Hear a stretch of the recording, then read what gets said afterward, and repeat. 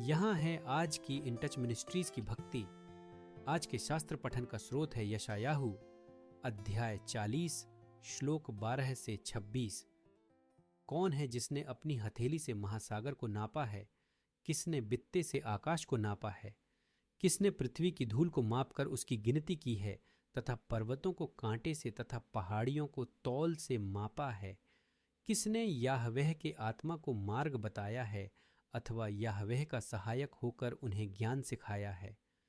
किससे उसने सलाह ली तथा किसने उन्हें समझ दी? किसने उन्हें न्याय की शिक्षा दी तथा उन्हें ज्ञान सिखाया? किसने उन्हें बुद्धि का मार्ग बताया? यह जान लो कि देश पानी की एक बूंद और पलड़ों की धूल के समान है।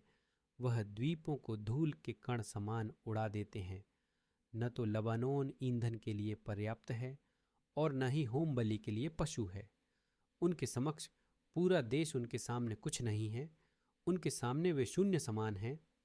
तब किससे तुम परमेश्वर की तुलना करोगे या किस छवि से उनकी तुलना की जा सकेगी?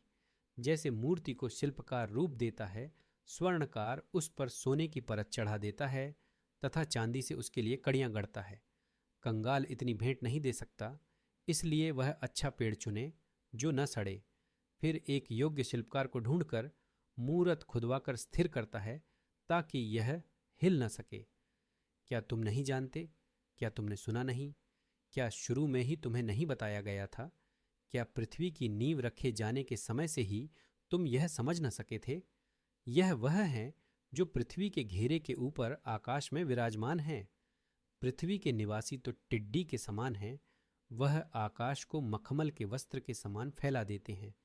यह वही हैं जो बड़े बड़े हाकिमों को तुच्छ मानते हैं और पृथ्वी के अधिकारियों को शून्य बना देते हैं। कुछ ही देर पहले उन्हें बोया गया, जड़ पकड़ते ही हवा चलती और वे सूख जाती है और आंधी उन्हें भूसी के समान उड़ा ले जाती है। अब तुम किससे मेरी तुलना करोगे कि मैं उसके तुल्य हो जाऊं? यह पवित्र परमेश्वर का वचन है। अपनी आंख ऊपर उठाकर देखो, किसने यह सब रचा है? वे अनगिनत तारे जो आकाश में दिखते हैं, जिनका नाम लेकर बुलाया जाता है, और उनके सामर्थ्य तथा उनके अधिकार की शक्ति के कारण उनमें से एक भी बिना आए नहीं रहता। जब आप भगवान के बारे में सोचते हैं तो आपके दिमाग में क्या आता है? लोग अक्सर उन्हें उसी तरह देखते हैं जो उनकी विशेष आवश्यकता या स्थिति के अनुरूप सबसे अच्छा फिट होता है। सच्चाई यह है कि उनका चरित्र हमारे समझने या समझाने की क्षमता से कहीं अधिक है। साथ ही हमें शास्त्रों को देखना महत्वपूर्ण है ताकि हम उस एक के बारे में सब कुछ सीख सकें जिसकी हम पूजा करते हैं। आज हम उनकी एक गुणवत्ता पर केंद्रित होंगे, उनकी महानता। यशायाह 40 हमें बताता है कि भगवान सृजन से बड़े हैं, क्योंकि हम जो कुछ भी देखते हैं वह उनके हाथों से उत्पन्न हुआ है। वह राष्ट्रों या किसी भी मूर्ति से उच्च हैं जो सबसे अच्छे शिल्पकार द्वारा बनाई गई होती है। वास्तव में वह पूरी दुनिया और सभी मनुष्यों से ऊपर है, स्वर्ग और आकाशगंगा तक पार करते हैं। हमारे पिता के विचार और तरीके हमारे अपने से कहीं अधिक महान हैं और हमारे समझने की तुलना में उच्च हैं। भजन संहिता 33:1 में कहा गया है, प्रभु राज्य करते हैं, वह महानता से परिधानित हैं। प्रभु ने खुद को बल से परिधानित और बांध लिया है। हम जिस महान भगवान की सेवा करते हैं उसे विचार करें, वह वास्तव में हमारी स्तुति के योग्य है।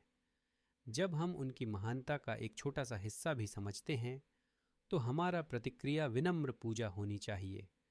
अंत में हम कौन होते हैं कि ऐसे भगवान हमारी मित्रता की इच्छा करें, इतना कि उन्होंने अपने पुत्र को हमारे पापों के लिए मरने के लिए भेजा